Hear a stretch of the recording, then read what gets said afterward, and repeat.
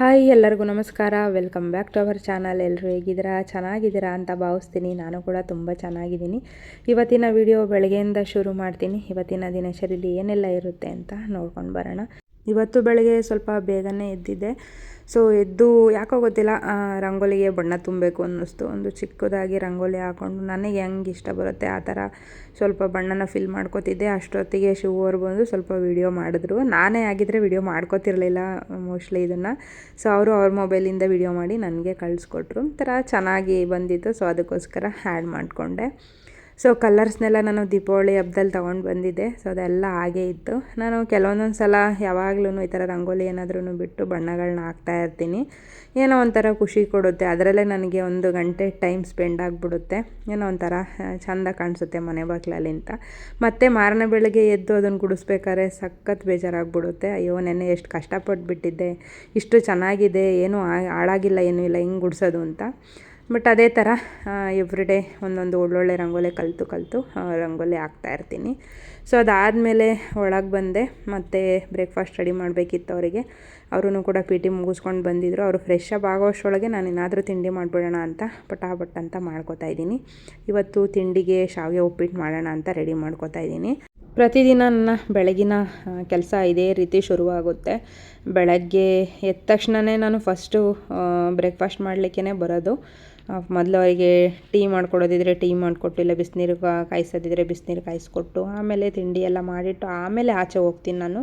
But ಇವತ್ತು ಸ್ವಲ್ಪ time ಇತ್ತು. ಹಾಗಾಗಿ ಅವರು ಪಿ ಟಿ ಮುಗಿಸ್ಕೊಂಡು ಬರೋ ಅಷ್ಟರೊಳಗೆ ಫಸ್ಟು ಬಾಗಿಲೆಲ್ಲ ತೊಳೆದ್ಬಿಟ್ಟು ಒಂದು ರಂಗೋಲಿ ಹಾಕ್ಕೊಳ್ಳೋಣ ಅಂತ ಹಾಕ್ಕೊತಿದ್ದೆ. ಅಷ್ಟರೊಳಗೆ ಅವ್ರು ಬಂದೇ ಬಿಟ್ಟರು.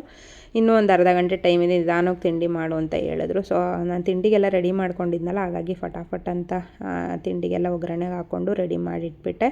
ಸೊ ಅದಾದಮೇಲೆ ಅವರು ಸ್ನಾನ ಮಾಡ್ಲಿಕ್ಕಂತ ಹೋದರು. ಅಷ್ಟರೊಳಗೆ ನಾನು ಸ್ವಲ್ಪ ಪಾತ್ರೆಗಳೆಲ್ಲ ತೊಳೆಯೋದಿತ್ತು. ಹಾಗಾಗಿ ಫಸ್ಟು ತೊಳೆದಿರೋ ಪಾತ್ರೆನೆಲ್ಲ ಜೋಡಿಸ್ಕೊತಾ ಇದ್ದೀನಿ. ಯಾವಾಗ ಶಿವರು ಮನೆಯಲ್ಲೇ ಟೀಪೈ ಮಾಡಿಸ್ಬೇಕು ಅಂತ ಮರಮುಟ್ಟುಗಳನ್ನೆಲ್ಲ ತಂದಿಟ್ಕೊಂಡು ಕೆಲಸ ಮಾಡೋಕ್ಕೆ ಶುರು ಮಾಡಿಸಿದ್ರು, ಆವತ್ತಿಂದನೂ ಮನೆಯೆಲ್ಲ ಸ್ವಲ್ಪ ಧೂಳಾಗ್ಬಿಟ್ಟಿದೆ. ಸೊ ಅದನ್ನು ಕ್ಲೀನ್ ಮಾಡ್ಕೋಬೇಕು. ಹಬ್ಬ ಬರೋ ಅಷ್ಟರೊಳಗೆಲ್ಲ ಕ್ಲೀನ್ ಮಾಡ್ಕೊಳ್ಳೋಣ ಅಂತ ಅಂದ್ಕೊಂಡಿದ್ದೀನಿ. ಬಟ್ ಮತ್ತಿರ್ಗ ಎಲ್ಲ ಪಾತ್ರೆನೂ ತೆಗೆದು ತೊಳೆಯೋದು ಅಂತಂದರೆ ಸಾಕಾದ ಬೇಜಾರಾಗ್ಬಿಡುತ್ತೆ. ಒಬ್ಳಿಗಂತೂ ಆಗೋದಿಲ್ಲ. ಶಿವರಂತೂ ಆತ್ಲು ಕಡ್ಡಿ ತೆಗ್ದಿದ್ಲಾಗ ಇಡೋದೇ ಇಲ್ಲ. ಸೊ ನಾನು ಒಬ್ಬಳೇ ಮಾಡ್ಕೋಬೇಕು. ನೋಡೋಣ, ಊರಿಂದ ಯಾರಾದ್ರೂ ಮಕ್ಕಳು ಬಂದರೆ ರಜಕ್ಕೆ ಏನಾದ್ರೂ ಸ್ವಲ್ಪ ಹೆಲ್ಪ್ ಆಗುತ್ತೆ ಅಂತ ಅಂದ್ಕೊಂಡಿದ್ದೀನಿ. ಶಿವರು ಕೂಡ ತಿಂಡಿ ತಿಂದು ಡ್ಯೂಟಿಗೆ ಹೊರಟರು. ನಾನು ಕೂಡ ತಿಂಡಿ ಮುಗಿಸೋಣ ಅಂತ ತಿಂಡಿ ತಿಂತಾ ಕೂತಿದ್ದೀನಿ. ಸೊ ಇವತ್ತು ಶಾವಿಗೆ ಹೋಗ್ಬಿಟ್ಟು ಸ್ವಲ್ಪ ಸೀದೋಗ್ಬಿಟ್ಟಿತ್ತು. ಆದ್ರೂ ಪರವಾಗಿಲ್ಲ, ಟೇಸ್ಟು ಸೂಪರಾಗಿ ಬಂದಿತ್ತು. ಹೇಳಿ ಹೋಗು ಕಾರಣ ಬುಕ್ಸ್. ಇವಾಗಂತೂ ಇನ್ಸ್ಟಾಗ್ರಾಮಲ್ಲೆಲ್ಲ ಫುಲ್ಲು ಟ್ರೆಂಡಿಂಗಲ್ಲಿದ್ದೆ. ಎಷ್ಟು ತಲೆ ಕೆಡಿಸ್ತೈತೆ ನನಗೆ ಬುಕ್ಕು ಅಂತಂದರೆ, ನಾನು ಮೊಬೈಲ್ನೇ ನೋಡೋದು ಬಿಟ್ಬಿಟ್ಟಿದ್ದೀನಿ. ನಾನು ಅಡುಗೆ ಮಾಡ್ಬೇಕಾದ್ರೂ ಅಷ್ಟೇ ಏನಾದ್ರು ಸಾಂಗ್ ಹಾಕ್ಕೊಂಡು ಅಥವಾ ಯಾವ್ದಾರು ಹೊಸ ರೆಸಿಪಿ ನೋಡಿಕೊಂಡು ಅಡುಗೆ ಮಾಡೋದು, ತಿಂಡಿ ಮಾಡೋದು ಮಾಡ್ತಿರ್ತಿದ್ದೆ.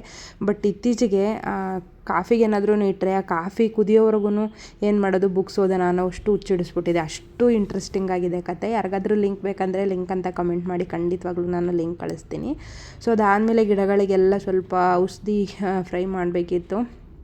ಎಲ್ಲ ಆನ್ಲೈನಲ್ಲಿ ತರಿಸ್ಕೊಂಡಿದ್ದೆ. ಔಷಧಿನೇ ಹಾಕಿರಲಿಲ್ಲ ಗಿಡಗಳಿಗೆ, ಯಾಕೋ ಮಂಕಾಗ್ಬಿಟ್ಟಿದ್ದು. ಸೊ ಹಾಗಾಗಿ ಸ್ವಲ್ಪ ನೀರೆಲ್ಲ ಹಾಕ್ಬಿಟ್ಟು ಎಲ್ಲದಕ್ಕೂ ಔಷಧಿ ಇಷ್ಟು ml ಅಂತ ಇರುತ್ತೆ, ಅದನ್ನು ಮಿಕ್ಸ್ ಮಾಡಿಕೊಂಡು ನೀರೊಳಗಡೆ ಎಲ್ಲ ಸ್ಪ್ರೇ ಮಾಡ್ತಾಯಿದ್ದೀನಿ. ಮುಂದೆ ಎಲ್ಲ ಗಿಡಗಳಿಗೂ ಸ್ಪ್ರೈ ಮಾಡಿಬಿಟ್ಟು ಬಂದೆ. ಇವಾಗ ಹಿಂದೆ ಸ್ವಲ್ಪ ಗಿಡಗಳನ್ನ ಇಟ್ಕೊಂಡಿದ್ದೆ, ಚಿಕ್ಕ ಚಿಕ್ಕ ಪಾಟ್ಗಳನ್ನೆಲ್ಲ. ಹೇಗಿದ್ರೂ ಮತ್ತೆ ಎಲ್ಲ ಎತ್ತಿಡೋದಿದ್ದೇ ಇದೆ. ಸೊ ಇಲ್ಲೋಷ್ಟು ಇರಲಿ ಅಂದ್ಬಿಟ್ಟು ಇಲ್ಲೇ ಇಟ್ಕೊಂಡ್ಬಿಟ್ಟಿದ್ದೀನಿ. ಸೊ ಇವಾಗಷ್ಟೇ ಬೆಂಗಳೂರಿಂದ ತಂದಿದ್ದು. ನಾವು ಮನೆ ಖಾಲಿ ಮಾಡಬೇಕಾದ್ರೆ ತಂದಿರೋ ಅಂಥ ಒಂದು ಅಲೋವೆರಾ ಜೆಲ್ ಇವಾಗಷ್ಟೇ ಚಿಗುರು ಹೊಡಿತಾ ಇದೆ. ಯಾಕೋ ಗೊತ್ತಿಲ್ಲ, ನೆಲಕ್ಕೆ ಹಾಕಿದ್ದೇ ಬರಲಿಲ್ಲ, ಬೇರೆ ಪಾಟಿಗೆ ಹಾಕ್ತೆ ಬರಲಿಲ್ಲ. ಈ ಸಣ್ಣ ಪಾಟಲ್ಲಿ ಹಾಕ್ತೆ ಚಿಗುರು ಬರ್ತಾ ಇದೆ. ಇದು ಬಟನ್ಸ್ ರೋಸ್ ಅಂತಾರಲ್ಲ, ಅದು ತುಂಬ ಚೆನ್ನಾಗಿದೆ ಕಲರು, ಪಿಂಕ್ ಕಲರು, ತುಂಬ ಹೂ ಬರುತ್ತೆ. ಅದನ್ನು ಕೂಡ ಒಂದು ಟೊಂಗೆ ಮುರಿದೋಗ್ಬಿಟ್ಟಿತ್ತು. ಇವಾಗ ಪರವಾಗಿಲ್ಲ, ಚೆನ್ನಾಗಿ ಬರ್ತಾ ಇದೆ. ಸೊ ಪಾಟ್ಗಳನ್ನ ರೀಪಾಟ್ ಮಾಡುವಾಗ ಯಾವ ಥರ ಮಾಡ್ತೀರಾ ಅಂತ ಕೇಳಿದ್ರಿ. ನೆಕ್ಸ್ಟು ಯಾವಾಗಾದರೂ ನಾನು ಬೇರೆ ಒಂದು ಹೂವಿನ ಗಿಡ ತೊಗೊಂಡು ಬಂದಾಗ ಖಂಡಿತವಾಗ್ಲೂ ತೋರಿಸ್ತೀನಿ.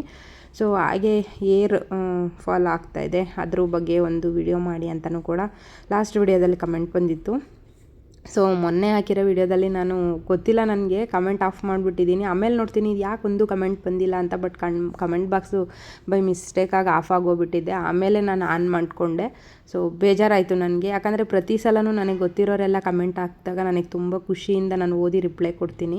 ನಾನು ಯೂಟ್ಯೂಬ್ ಶುರು ಮಾಡಿ ಸುಮಾರು ಒಂದು 2-2.5 ವರ್ಷದ ಮೇಲಾಯಿತು. ಸೊ ಅವಾಗಿಂದನೂ ಅಷ್ಟೇ ನಾನು ಯಾವ ಕಮೆಂಟ್ನೂ ಸ್ಕಿಪ್ ಮಾಡಿಲ್ಲ. ಬೈ ಮಿಸ್ಟೇಕಾಗಿ ಏನಾದರೂ ಸ್ಕಿಪ್ ಮಾಡಿದ್ರೂ ಅದು ಯಾವಾಗ ನನ್ನ ಕಣ್ಣಿಗೆ ಕಾಣುತ್ತೆ ಆವಾಗ ನಾನು ರಿಪ್ಲೈ ಕೊಟ್ಬಿಡ್ತೀನಿ. ಸೊ ಅದಾದಮೇಲೆ ನಾನು ಬಟ್ಟೆಗಳನ್ನ ವಾಷಿಂಗ್ ಮಿಷಿನ್ಗೆ ಹಾಕಿದ್ದೆ. ಸ್ವಲ್ಪ ಇವತ್ತು ಹಿಂದೆಗಡೆ ಚೆನ್ನಾಗಿ ಬಿಸಿಲು ಬಂದಿತ್ತು, ಹಾಗಾಗಿ ಹಿಂದೆನೇ ಬಟ್ಟೆಗಳನ್ನೆಲ್ಲ ಒಣಗೋಕೆ ಹಾಕಿದ್ದೀನಿ. ಸೊ ಜಾಸ್ತಿ ಏನು ಬಟ್ಟೆಗಳಿರಲಿಲ್ಲ, ಸ್ವಲ್ಪ ಇತ್ತು. ಸೊ ಹಾಗಾಗಿ ನಿಮಗೆ ಕಾಣ್ತಾ ಇದೆ ಅನ್ಕೋತೀನಿ, ನಮ್ಮ ಮನೆ ಹಿಂದೆಗಡೆ ಒಂದು ಕೋಟ್ರಸ್ ಇದೆ, ಅಲ್ಲೂ ಕೂಡ ಓಡಾಡ್ತಾ ಇದ್ದಾರೆ. ಮಕ್ಕಳಿಗೆಲ್ಲ ಸ್ಕೂಲ್ ರಜಾ ಅನಿಸುತ್ತೆ, ಓಡಾಡ್ತಾಯಿದ್ರು. ಸೊ ಒಂದೊಂದು ಸಲ ಭಯ ಏನಾಗಲ್ಲ, ಕೆಲವೊಂದೊಂದು ಸಲ ಭಯ ಆಗುತ್ತೆ. ಏನೂ ಮಾಡೋಂಗಿಲ್ಲ. ಈ ಕೋಟ್ರಸ್ ಆಯ್ಕೆ ಮಾಡ್ಕೊಂಡಿದ್ದೀವಿ ಅಂದರೆ ಮಾಮೂಲಿ ಎಲ್ಲ ಇದ್ದಿದ್ದೇನೆ. ಒಳಗಡೆ ಬಂದೆ, ಮತ್ತು ಸ್ವಲ್ಪ ಪಾತ್ರೆಗಳೆಲ್ಲ ಇತ್ತು, ತಿಂಡಿ ತಿಂದಿರೋದೆಲ್ಲ ಅದನ್ನೆಲ್ಲ ತೊಳೆದಿಟ್ಬಿಡೋಣ ಅಂತ ತೊಳ್ಕೊತಾ ಇದ್ದೀನಿ. ಮತ್ತು ಅಡುಗೆಗೆಲ್ಲ ರೆಡಿ ಮಾಡ್ಕೋಬೇಕು, ಮಧ್ಯಾಹ್ನ ಅಡುಗೆಗೆಲ್ಲ. ಸೊ ಕೆಲಸ ಅಂತಂದರೆ ಅಷ್ಟು ಈಸಿಯಾಗಿ ಮುಗಿಯೋದೇ ಇಲ್ಲ. ಸೊ ಒಂದು ಸ್ವಲ್ಪ ಹೊತ್ತು ಕುತ್ಕೊಳ್ಳೋಣ ಅಂತ ಕುತ್ಕೊಂಡಿರ್ತೀನಿ, ಮತ್ತು ಏನಾದರೂ ಒಂದು ಕೆಲಸ ಬಂದಿರುತ್ತೆ, ಇಲ್ಲ ಯಾರನ್ನಾದ್ರೂ ಕರ್ಕೊಂಡು ಬಂದಿರ್ತಾರೆ, ಇಲ್ಲ ಯಾರಿಗಾದ್ರೂ ಊಟಕ್ಕೆ ಬರ್ತಾರೆ ಅಂತ ಹೇಳ್ತಾರೆ. ಸೊ ಏನಾದರೂ ಒಂದು ಇದ್ದೇ ಇರುತ್ತೆ. ಆದ್ರೂ ಮನೇಲಿ ಇಬ್ಬರೇ ಇರ್ತೀರ, ನಿಮ್ಗೇನು ಕೆಲಸ ಅಂತ ತುಂಬ ಕೇಳಿರೋದು ಉಂಟು ನನಗೆ. ಮನೆ ಅಂದಮೇಲೆ ಕೆಲಸ ಖಂಡಿತವಾಗ್ಲೂ ಇರುತ್ತೆ. ನೋಡ್ತಾ ಇರ್ಬೋದು ಇಬ್ಬರಿಗೇ ಎಷ್ಟು ಪಾತ್ರೆ ಆಗಿದೆ ಅಂತ. ಬೆಳಗ್ಗೆ ತಿಂಡಿ, ಮಧ್ಯಾಹ್ನ ಊಟ, ರಾತ್ರಿ ಊಟ ಅಂತಂದರೆ ಖಂಡಿತವಾಗ್ಲೂ ಪಾತ್ರೆ ಆಗುತ್ತೆ. ಅದರಲ್ಲೂ ನಮ್ಮ ಮನೆಗೆ ಯಾರಾದ್ರೂ ಬಂದರೆ ಅವರಿಗೆ ಕಾಫಿ ಕೊಡೋದಲ್ಲೇ ಶುಗರ್ ಕಳಿಸೋದೆಲ್ಲ, ಕಾಫಿ ಟೀ ಅಂತೂ ಮಾಡಿನೇ ಕಳಿಸೋದು. ಅದೊಂದು ಪದ್ಧತಿ. ಅವರಿಗೆ ಬಂದ ತಕ್ಷಣವೇ ಅವರಿಗೆ ನಮಸ್ತೆ ಹೇಳಿ ನೀರು ಕೊಟ್ಟು ಮತ್ತು ಕಾಫಿ ಕೊಡೋದು ಒಂದು ರೂಢಿ. ನಾನು ಊರಲ್ಲಿದ್ದಾಗ ಇದೆಲ್ಲ ರೂಢಿ ಇರಲಿಲ್ಲ. ಯಾರಾದರೂ ಬಂದರೆ ನಮಸ್ತೆ ಅಂತ ಹೇಳೋ ಅಭ್ಯಾಸನೂ ಕೂಡ ನನಗಿರಲಿಲ್ಲ. ಆ ಅಭ್ಯಾಸನ ಮಾಡಿಸಿದ್ದೆ ಶಿವರು. ಯಾರಾದರೂ ಬಂದರೆ ಕೈಯಲ್ಲಿ ಗ್ಲಾಸ್ ಇಟ್ಕೊಂಡು ಹೋಗಿ ನೀರು ಕೊಡ್ತಾ ಇದ್ದೆ. ಬಟ್ ಇವಾಗ ಪ್ಲೇಟಲ್ಲಿ ಇಟ್ಟು ತಗೊಂಡೋಗಿ ಕೊಡಬೇಕು ಅನ್ನೋದನ್ನು ನನಗೆ ಅವರು ಕಲಿಸ್ಕೊಟ್ರು. ಸೊ ಇಷ್ಟು ವರ್ಷದ ಜೀವನದಲ್ಲಿ ತುಂಬ ಬದಲಾವಣೆ ಮಾಡಿದ್ದಾರೆ. ಸೊ ಅದಕ್ಕೆ ಯಾವಾಗಲೂ ಥ್ಯಾಂಕ್ಸ್ ಹೇಳ್ತೀನಿ. ಕೆಲವೊಂದೊಂದಲ್ಲ, ತುಂಬ ಬದಲಾವಣೆಗಳು ಮಾಡಿದ್ದಾರೆ. ಸೊ ಅದಾದಮೇಲೆ ಶಿವರು ಕೂಡ ಬಂದರು ಮಧ್ಯಾಹ್ನದ ಊಟಕ್ಕೆ. ಅವರು ಮತ್ತು ಫ್ರೆಂಡ್ಸ್ ಬಂದಿದ್ದರು, ಅವ್ರಿಗೆಲ್ಲ ಊಟಕ್ಕೆ ಕೊಟ್ಟೆ. ನೋಡ್ತಾ ಇರ್ಬೋದು ಈಗ ಅಷ್ಟೇ ಪಾತ್ರೆ ತೊಳೆದೆ, ಮತ್ತು ಅಲ್ಲಿ ಎಷ್ಟು ಪಾತ್ರೆಗಳು ಬಿದ್ದಿದೆ. ಮತ್ತು ಅಡುಗೆ ಮನೆ ಎಲ್ಲ ಮತ್ತೆ ಕ್ಲೀನ್ ಮಾಡ್ಕೋಬೇಕು. ಸೊ ಎಲ್ಲರೂ ಕೂಡ ಊಟ ಮಾಡಿದ್ರು. ಅವರು ಕೂಡ ಸ್ವಲ್ಪ ಹೊತ್ತು ರೆಸ್ಟ್ ಮಾಡಲಿಕ್ಕೆ ಅಂತ ಕೂತ್ಕೊಂಡ್ರು. ಅಷ್ಟರೊಳಗೆ ಎಲ್ಲ ಪಪ್ಪಾಯ ಹಣ್ಣು ಹಣ್ಣಾಗ್ಬಿಟ್ಟಿತ್ತು. ಸೊ ಒಂದೆರಡು ಎಲ್ಲ ಕಿತ್ತಿಟ್ಬಿಡೋಣ, ಬೇರೆಯವರೆಲ್ಲ ಕಿತ್ಕೊಂಡು ಹೋಗ್ತಾರೆ ಅಂತ ಲಾಸ್ಟು ಸಂಡೇಲಿ ಯಾರೋ ಕಿತ್ಕೊಂಡು ಹೋಗಿದ್ರು. ಹಾಗಾಗಿ 2 ಸ್ವಲ್ಪ ಹಣ್ಣಿಗೆ ಬಂದಿತ್ತು, ಅದನ್ನು ಕಿತ್ಕೊಂಡು ಬಂದರು. ಅದಕ್ಕೆ ಸ್ವಲ್ಪ ಸುಣ್ಣ ಹಚ್ಬಿಟ್ಟು ಅಕ್ಕಿ ಒಳಗಡೆ ಇಡೋಣ ಅಂತ. ಸೊ ಅದಾದಮೇಲೆ ಸಂಜೆ ಆಯಿತು. ಅಷ್ಟರಲ್ಲಿ ಅವರೂ ಕೂಡ ಡ್ಯೂಟಿಗೆ ರೆಡಿ ಆಗ್ತಾಯಿದ್ರು. ನಾನು ಕೂಡ ಅಷ್ಟರೊಳಗೆ ಟೀ ಮಾಡಲಿಕ್ಕಿಟ್ಟು, ಸ್ವಲ್ಪ ಹಾಲು ಬಿಸಿಗಿಟ್ಟು, ಸ್ವಲ್ಪ ಜೋಳ ಇತ್ತು, ಅದನ್ನು ಕೂಡ ನಾನು ಬೇಯಲಿಕ್ಕೆ ಹಾಕಿದ್ದೆ. ಸ್ವಲ್ಪ ಸಂತೆಗೆ ಹೋಗೋದು ಬೇರೆ ಇತ್ತು, ತರಕಾರಿ ಊರಿಂದ ಬಂದಾಗಿಂದ ತೊಗೊಂಡಿರಲಿಲ್ಲ. ಹಾಗಾಗಿ ಅಷ್ಟರೊಳಗೆ ಮತ್ತೆ ಮಾಮೂಲಿ ಅಂತೆ ಗೆಸ್ಟ್ ಬಂದರು. ಅವ್ರಿಗೂ ಕೂಡ ಟೀ ಕೊಟ್ಟು ಆದಮೇಲೆ ಸಂತೆಗೆ ಹೊರಟ್ವಿ ಇಬ್ಬರೂ. ಸ್ವಲ್ಪ ತರಕಾರಿ ಬೇಕಿತ್ತು. ತರಕಾರಿಗಿಂತ ನನಗೆ ಮೋಸ್ಟ್ ಇಂಪಾರ್ಟೆಂಟು ಸೊಪ್ಪು ಜಾಸ್ತಿ ತಿನ್ನಬೇಕು ಅಂತ ಸ್ವಲ್ಪ ಫ್ರೂಟ್ಸ್ ಎಲ್ಲ ತೊಗೊಂಡೆ. ಅದಾದಮೇಲೆ ಸ್ವಲ್ಪ ಬದನೆಕಾಯಿ, ಬೆಂಡೆಕಾಯಿ ಇದನ್ನೆಲ್ಲ ತೊಗೊಂಡೆ. ನನಗೆ ಎಣ್ಣೆಗಾಯಿ ಮಾಡೋದಂದರೆ ತುಂಬ ಇಷ್ಟ. ಸೊ ಶಿವರ್ಗೂ ಕೂಡ ಸಖತ್ ಇಷ್ಟ ಅದು. ಅದಕ್ಕೋಸ್ಕರ ತೊಗೊಂಡೆ ಒಂದು ಅರ್ಧ kg. ಜಾಸ್ತಿ ತರಕಾರಿ ತೊಗೊಳ್ಳಿಲ್ಲ, ಸೊಪ್ಪುಗಳು ತೊಗೊಂಡೆ, ಒಂದು 3-4 ಥರದ್ದು ತೊಗೊಂಡೆ. ಸೊ ನೋಡ್ತಾ ಇರ್ಬೋದು ಈ ಥರ ಇದೆ ಸಂತೆ, ತುಂಬ ದೊಡ್ಡ ಸಂತೆ. ಚೆನ್ನಾಗಿರುತ್ತೆ, ಎಲ್ಲ ಫ್ರೆಶ್ ತರಕಾರಿ ಸಿಗುತ್ತೆ.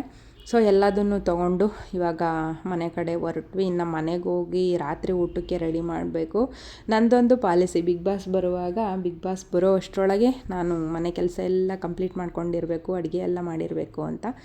ಸೊ ಇವತ್ತು ಸ್ವಲ್ಪ ಟೈಮ್ ಆಗಿಬಿಟ್ಟಿತ್ತು, ಯಾಕಂದರೆ ಶಿವರು ಡ್ಯೂಟಿಯಿಂದ ಬಂದು ನನ್ನನ್ನು ಸಂತೆಗೆ ಕರ್ಕೊಂಡು ಬಂದಿದ್ದು.